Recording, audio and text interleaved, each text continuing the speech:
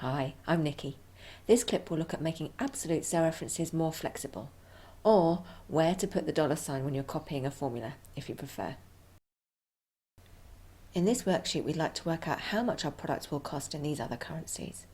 But as you know, these tips are all about saving time, so we don't want you to have to create lots of formulas, and certainly not one for each column or each row. So we're going to create one, which we can copy both across and down. So we start like any formula with an equals, and then we're going to click on the first product price. Now, if I was going to copy this formula across, I'd want to fix this cell completely. And I could do that by pressing F4 on my keyboard. And as you can see, we've now got dollars in front of the B and the 5, fixing both elements.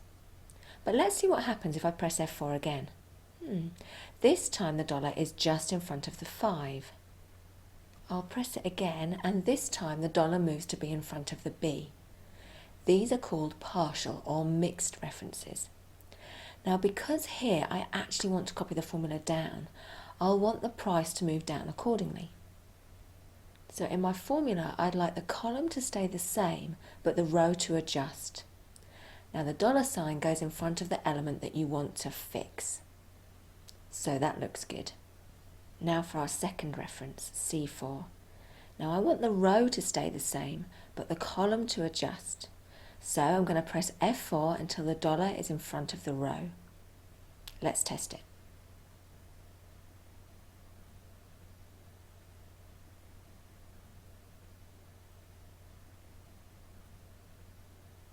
So one formula can do the lot.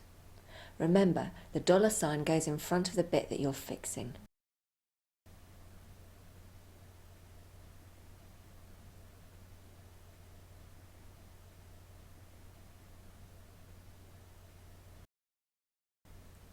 I hope that saves you loads of time.